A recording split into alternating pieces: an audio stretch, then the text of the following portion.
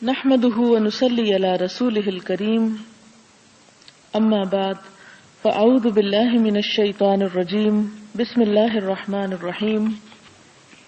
رب اشرح لي صدري ويسر لي امري واحلل عقدة من لساني يفقهوا قولي۔ ہم باب نمبر 55 پڑھ رہے تھے جو دنیا میں زہد کی فضیلت اور دنیا کو کم حاصل کرنے کے اوپر رغبت دلانے کے بارے میں تھا۔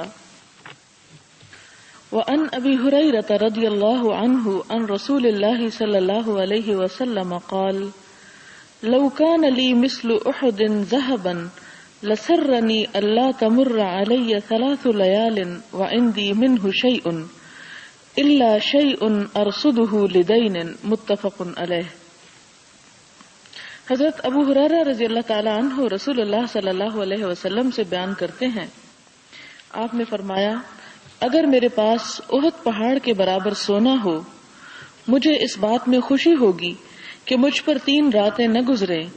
کہ میرے پاس اس سے کوئی چیز موجود ہو مگر جس قدر قرض کی ادائیگی کے لیے روک رکھوں۔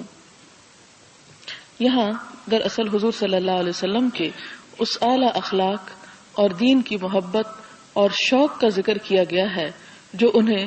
خدا تعالی کی اطاعت میں تھا۔ اس کا کیا یہ مطلب بنتا ہے کہ آپ کے امتیوں کے لیے بھی یہی حکم ہے؟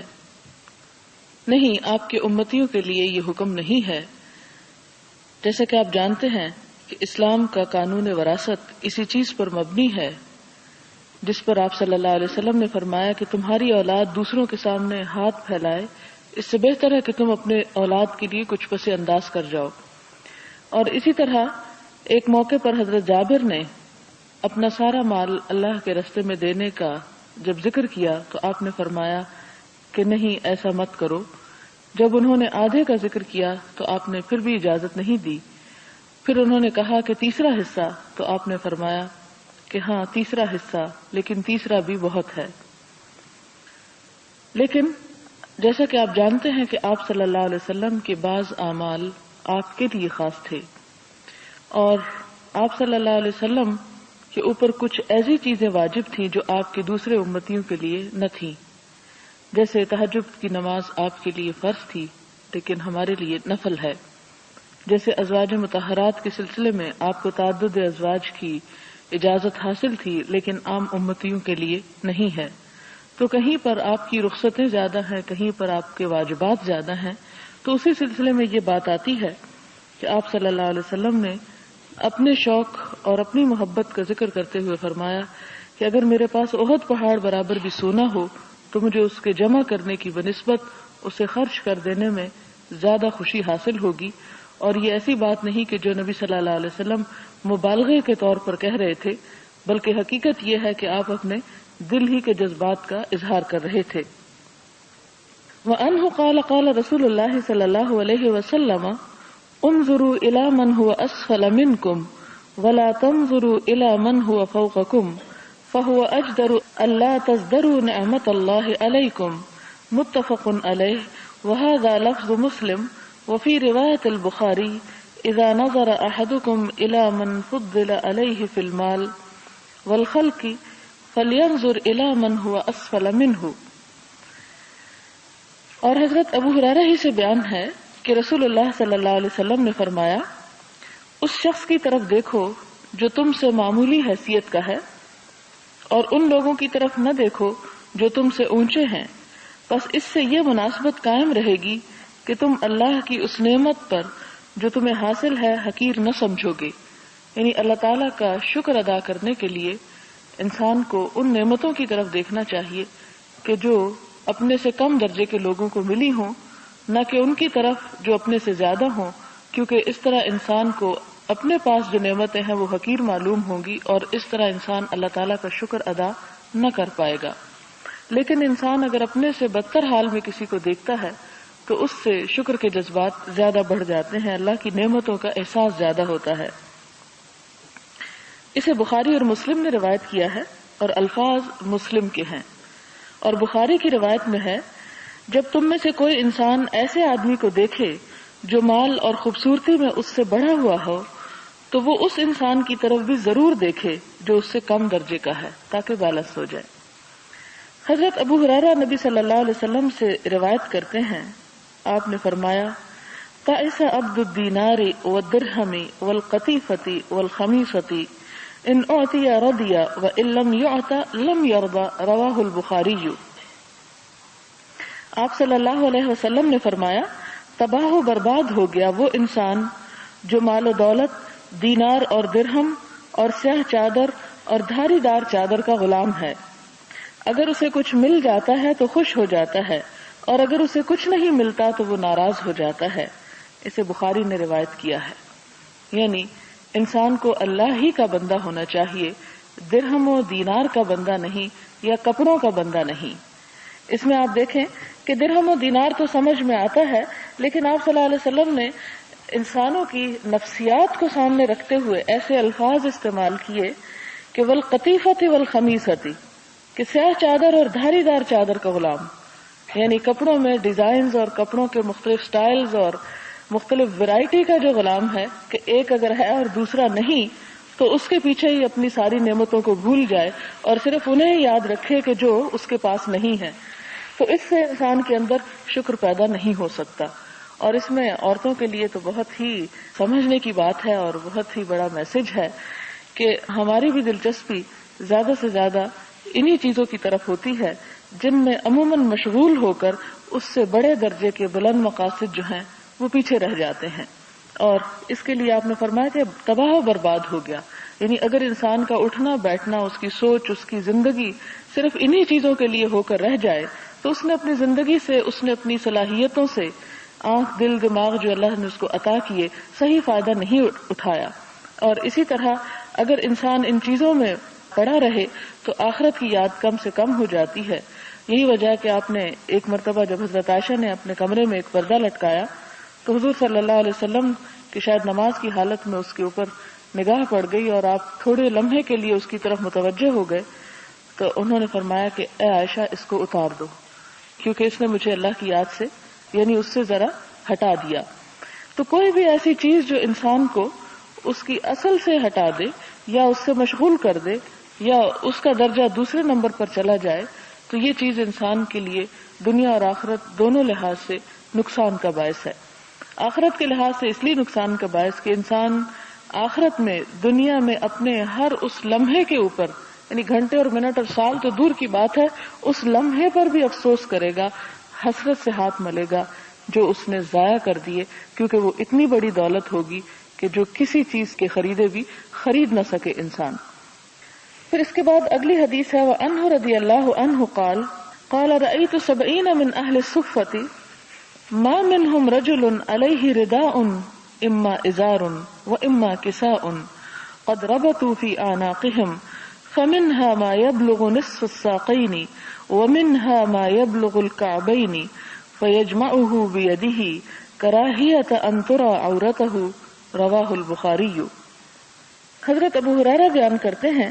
کہ میں نے اصحاب صفہ میں سے 70 آدمیوں کو دیکھا کہ ان میں سے کسی ایک شخص پر بھی چادر نہ تھی، یا صرف تیبن یا صرف چادر جس کو انہوں نے اپنی گردنوں میں باندھ رکھا تھا۔ بعض تیبن نصف پنڈلی تک تھے اور بعض ٹخنوں تک۔ پس وہ انسان جس کا تیبن چھوٹا ہوتا وہ اپنے تیبند کو اپنے ہاتھ کے ساتھ پکڑ رکھتا تاکہ وہ ننگا نہ ہو۔ یہاں پر اصحاب صفہ کی خستہ حالی کا ذکر کیا جا رہا ہے۔ جیسا کہ آپ جانتے ہیں کہ اصحاب صفہ وہ لوگ ہوا کرتے تھے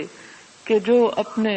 کام کاج، اپنی تجارت، اپنی زراعت اور اپنے دیگر زندگی کی دلچسپیاں چھوڑ کر کچھ عرصے کے لیے حضور صلی اللہ علیہ وسلم کے پاس آتے اور وہاں دن رات رہتے۔ مسجد نبی کے ارد گرد جگہ بنی ہوئی تھی کہ جہاں دن بھی اور رات بھی وہاں رہتے، اور وہ لوگ حضور صلی اللہ علیہ وسلم سے وہ سارا علم حاصل کر رہے تھے جو آپ دن رات لوگوں کو سکھا رہے تھے۔ اور انہی میں سے پھر وہ افراد سامنے آتے ہیں جیسے حضرت ابو ہریرہ رضی اللہ تعالیٰ عنہ ہیں، جو یمن کے قبیلہ سے تعلق رکھتے ہیں اور آپ کی خدمت میں حاضر ہوتے ہیں اور 3-4 سال تک مسلسل پھر آپ ہی کی خدمت میں دن رات رہتے ہیں۔ اور جب کبھی حضور صلی اللہ علیہ وسلم کو کسی مہم پر ان لوگوں کو بھیجنا ہوتا تو آپ انہی میں سے، کیونکہ اسٹینڈنگ آرمی اور تو کوئی تھی نہیں، انہی لوگوں میں سے آپ کچھ لوگ روانہ کر دیا کرتے تھے دوسرے صحابہ کرام کے ساتھ، جن کے اپنے گھر بھی مدینہ کے اندر تھے۔ ان لوگوں کی غربت اور ان کی مفلسی کی اصل وجہ یہ تھی کہ یہ خود کچھ کما نہ سکتے تھے، اور کھانے پینے کے معاملے میں بھی اتنا نہ ہوتا تھا کہ ان کے اوپر پورا آ سکے، اور یہی وجہ ہے کہ بعض لوگ اس حال میں ہوتے تھے کہ بھوک کی وجہ سے بے ہوش بھی ہو جاتے تھے، جیسا کہ ایک مرتبہ حضرت ابو ہریرہ رضی اللہ تعالیٰ عنہ کے ساتھ بھی ہوا کہ انہوں نے اتنی مشقتیں اور اتنی قربانیاں کر کے علم کو حاصل کیا۔ حضرت عائشہ بھی خواتین میں سے ہے کہ جو بہت زیادہ احادیث روایت کرتی ہیں، بلکہ تمام خواتین میں آپ کا مقام اونچا ہے، لیکن حضرت ابو ہریرہ رضی اللہ تعالیٰ عنہ کا مقام تمام صحابہ کرام کے مقابلے میں حدیث کی روایت میں پہلے درجے پر آتا ہے۔ تو حضرت عائشہ بعض اوقات حضرت ابو ہریرہ سے کہا کرتی کہ ابو ہریرہ، تم نے یہ حدیث حضور صلی اللہ علیہ وسلم سے کیسے سن لی جبکہ یہ مجھے نہیں پتا چلی؟ یعنی یہ کیسے ہو سکتا کہ تم جانتے اور میں نہیں جانتی؟ یعنی ایک طرح سے علمی مقابلہ بھی اور علم کے بارے میں شوق کا بھی اظہار ہوتا ہے۔ تو اس پر حضرت ابو ہریرہ کہتے کہ میں تو دن رات حضور صلی اللہ علیہ وسلم سے جو کچھ سنتا اسے لکھتا رہتا تھا، لیکن آپ کو اپنی زینت اور حضور صلی اللہ علیہ وسلم کے لیے لباس اور اپنے بناؤ سنگار میں جو وقت لگتا تھا وہ آپ کو اس علم سے غافل کر دیتا تھا، جبکہ مجھے ایسی کوئی مجبوری نہ تھی۔ یعنی خاص طور پر وہ اس چیز کو بھی پوائنٹ آؤٹ کرتے ہیں کہ ایک ایک لمحے کو وہ اپنے لیے قیمتی سمجھتے، اور حقیقت یہ ہے کہ انہی لوگوں کے طفیل پھر علم آگے بڑھا اور ہم تک پہنچا، اور ہم ان کے دراصل مرہون منت ہیں کہ جنہوں نے ہر طرح کی قربانی کی، ورنہ کس کا دل نہیں چاہتا کہ وہ جائے اور اپنا کام کاج کرے، تجارت کرے، پیسہ کمائے، دنیا میں عیش و عشرت کے ساتھ رہے، لیکن انہی لوگوں کی قربانیوں کی وجہ تھی کہ ہم اس ساری چیز سے مستفید ہو رہے ہیں آج۔ اور یہی وجہ کہ آپ دیکھتے ہیں کہ ہر کچھ حدیثوں کے بعد حضرت ابو ہریرہ کا نام لازمی طور پر اس میں شامل ہوتا ہے۔ پھر اسی طرح یہاں پر 70 اصحاب صفہ، یعنی ان کی تعداد صرف 70 نہ تھی، 300-400 کے قریب تھی، اور اس میں یہ وجہ بھی ہو سکتی کہ باقیوں کا حال اتنا خستہ نہ ہو، کیونکہ ان کے پیچھے فیملیز کا اثر ہو سکتا ہے کہ وہاں سے ان کو کچھ نہ کچھ کھانے پینے کو مل جاتا ہو، ان کے خرچے کا انتظام ہوتا ہو، یا پھر یہ تھا کہ حضور صلی اللہ علیہ وسلم کے لیے جو اموال وقف کیے گئے تھے اس میں سے ان لوگوں پر خرچ کیا جاتا تھا، اور پھر بھی کچھ باقی بچ رہتے تھے۔ جیسا کہ آپ جانتے ہیں جب یہ آیت نازل ہوئی کہ من یقرض اللہ قرضا حسنا فیضاعفہ لہ، کہ کون ہے جو اللہ کو قرض حسنہ دے پھر اللہ تعالیٰ اس کو کئی گنا بڑھا کر واپس کرے، تو اس وقت حضرت ابو الدرداء کو یہ آیت سنی اور انہیں معلوم ہوا، تو وہ حضور صلی اللہ علیہ وسلم کے پاس تشریف لائے اور بولے کہ اللہ کے رسول صلی اللہ علیہ وسلم، میں نے سنا ہے کہ اللہ تعالیٰ ہم سے قرض مانگ رہے ہیں۔ آپ نے فرمایا ہاں ایسا ہی ہے، تو انہوں نے کہا آپ لائیے اپنا ہاتھ۔ حضور صلی اللہ علیہ وسلم اپنا ہاتھ بڑھاتے ہیں اور وہ ان کے ہاتھ پر ہاتھ رکھ کر کہتے ہیں کہ میں اپنا باغ اللہ کو قرض دیتا ہوں۔ اور حضرت عبداللہ بن مسعود یہ حدیث روایت کرتے ہیں، اور وہ کہتے ہیں کہ حضرت ابو الدرداء کے اس باغ کے اندر 600 کھجور کے درخت تھے، ان کا گھر بھی اسی باغ کے اندر تھا، اور ان کے بیوی بچے بھی وہی رہتے تھے۔ حضور صلی اللہ علیہ وسلم نے اس کو قبول کیا، اور پھر ابو الدرداء فوراً اٹھ کر جاتے ہیں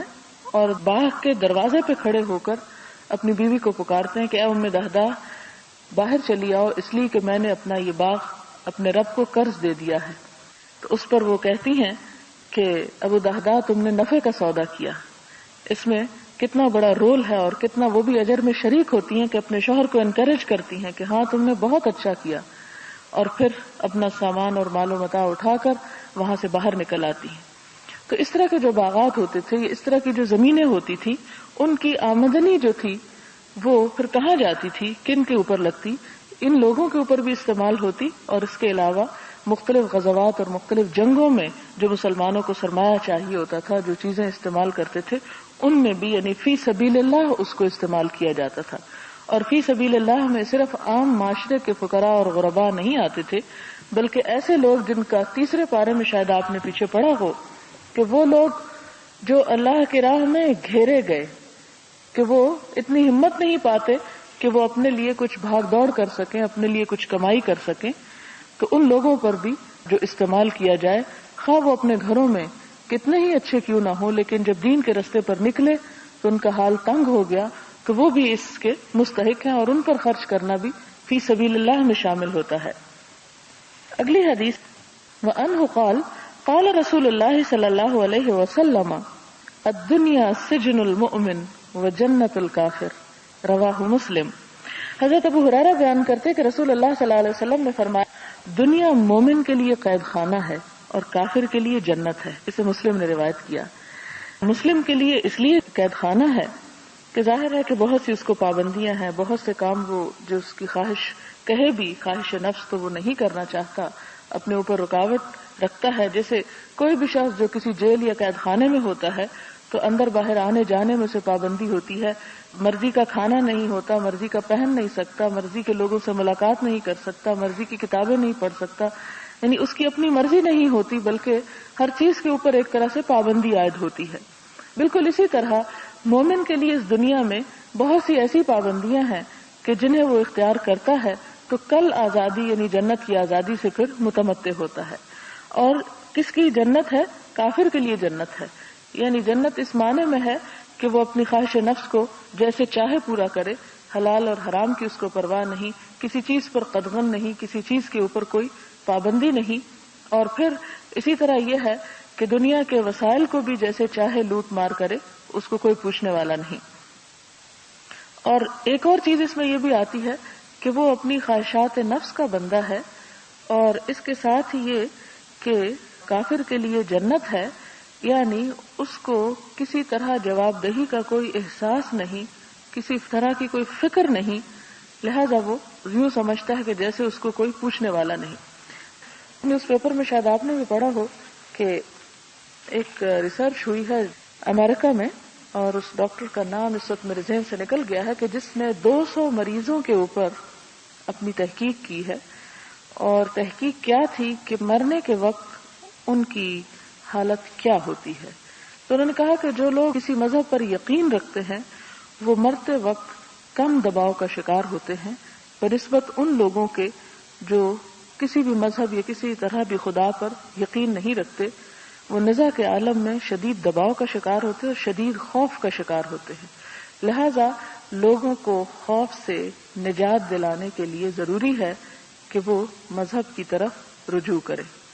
اب اس سے کوئی غرض نہیں کہ وہ کون سا مذہب ہے اور کون سا نہیں، لیکن ایسے لوگ جو مذہب کو افیون سمجھتے تھے اور مذہب کو ایک غیر ضروری چیز سمجھتے اور مذہب کو ایک انسان کے آزادی کے خلاف سمجھتے تھے، وہ بھی آخر کار اپنے منہ سے یہ کہنے پہ مجبور ہو گئے ہیں کہ مذہب انسان کی ضرورت ہے۔ اور اس کے علاوہ بھی آپ دیکھیں کہ ان ممالک میں جہاں زندگی کی ہر سہولت موجود ہے لیکن خودکشی کا ریٹ سب سے زیادہ ہے، تو اس کی بھی وجہ یہی بتائی جاتی ہے کہ صرف مادی زندگی کی ضرورتیں انسان کی خوشی کا سامان نہیں ہو سکتی، کیونکہ انسان کی روح بھی ایکولی محتاج ہوتی ہے اس چیز کی کہ اس کی بھی کوئی غذا ہو اور اس کی بھی کوئی ضرورت ہو۔ لہذا یہ دیکھا گیا کہ تھرڈ ورلڈ جہاں کی اکثریت جو ہے وہ کسی نہ کسی مذہب کے ساتھ جڑی ہوئی ہے، وہاں غربت اور افلاس اور بھوک اور ننگ ہونے کے باوجود بھی خودکشی کا ریٹ کہیں نیچے ہے بنسبت ان ممالک کے جہاں پر زندگی کی ہر سہولت میسر ہے۔ پھر اگر انسانی زندگی کا مقصد صرف جسمانی راحت اور آرام اور سکون ہی حاصل کرنا ہوتا تو ایسا نہ ہوتا کہ انسان اپنے ہاتھوں سے اپنی زندگی کا خاتمہ کر دے۔ لہذا اللہ کی طرف رجوع اور اللہ تعالیٰ سے تعلق اور اللہ کے دین سے تعلق ایسی نعمتیں ہیں کہ جس انسان کو میسر آ جائیں اس کے لیے غموں اور تکلیف میں خود بخود کوئی نہ کوئی رستہ نکلنے لگتا ہے۔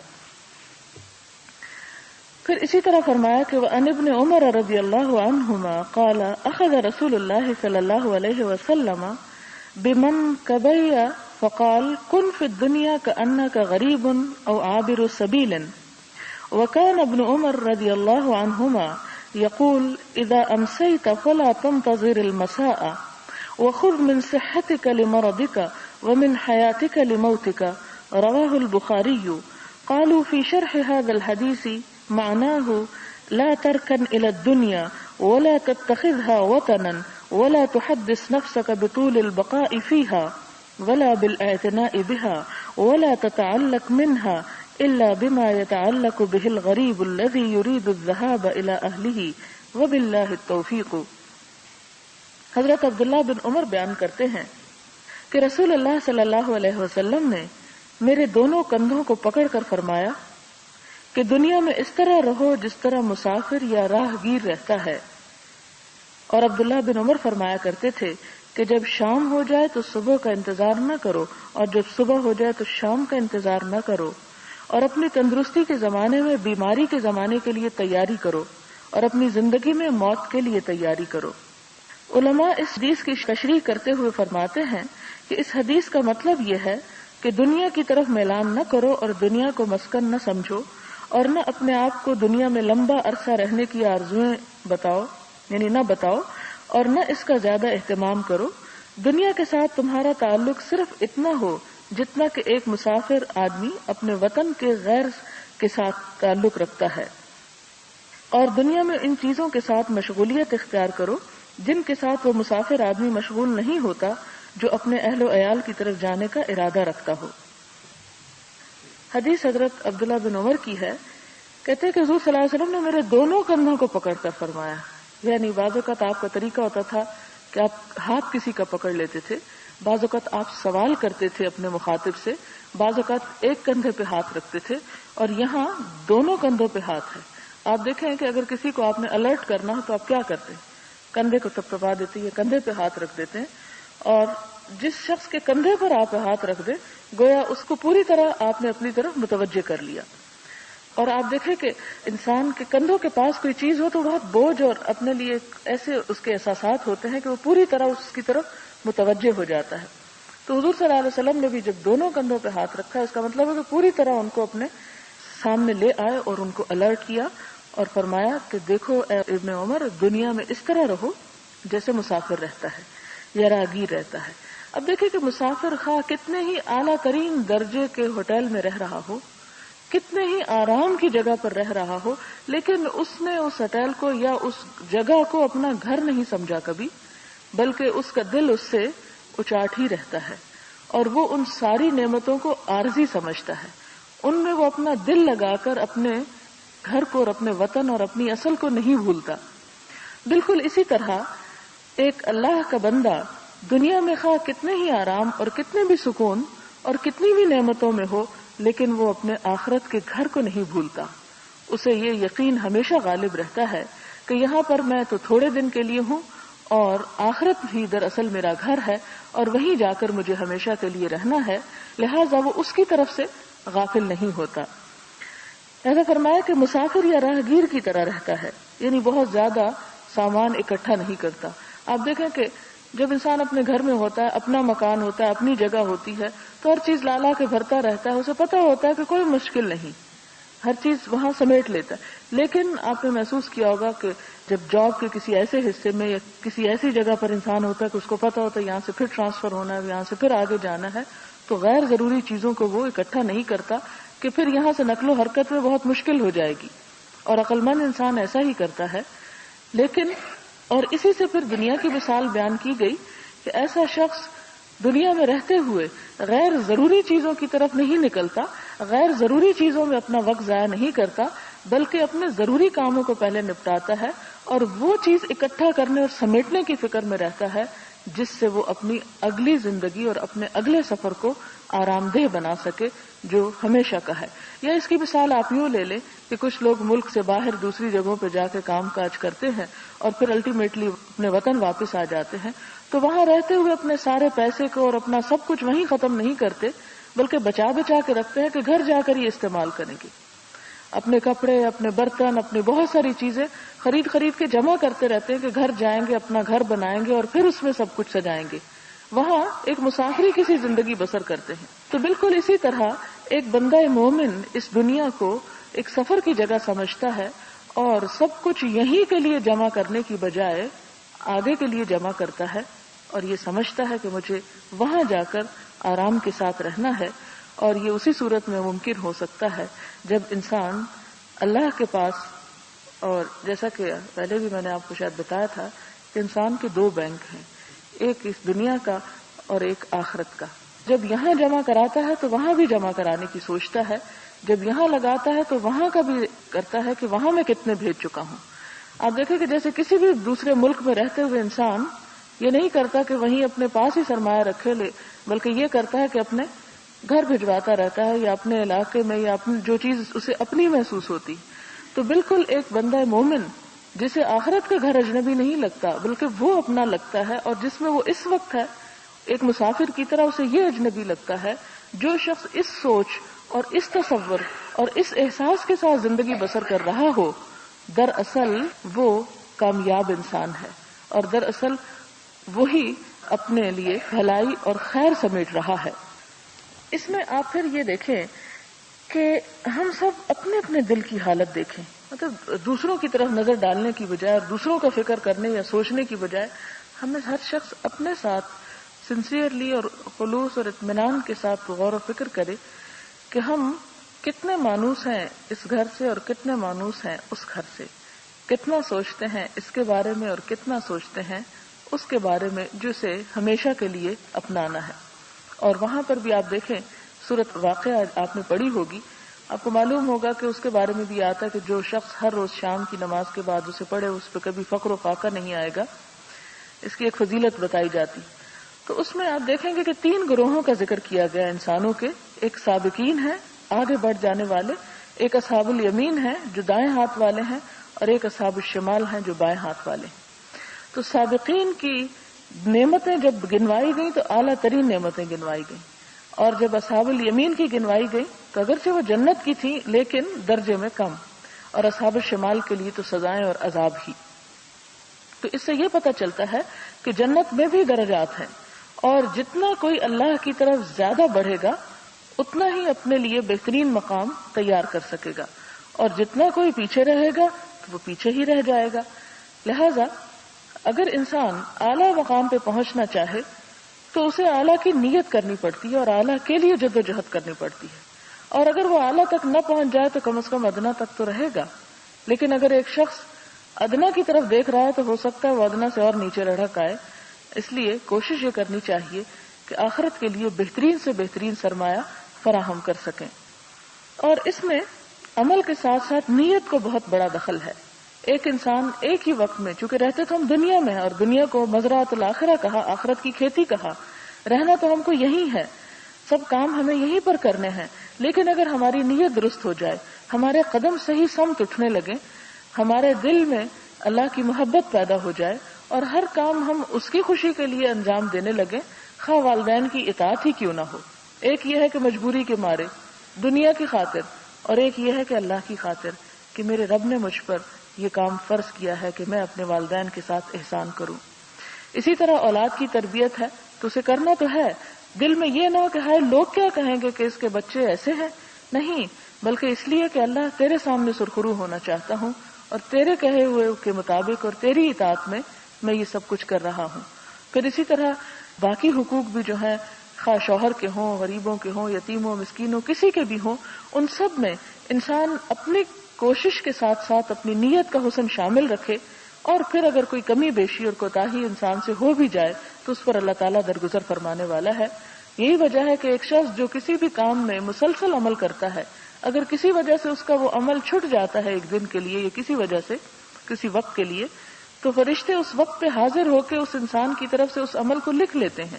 اور اس خانے کو خالی نہیں چھوڑتے، اس لیے کہ وہ اس میں دوام اختیار کرنے والا تھا، ہمیشہ کرنے والا تھا.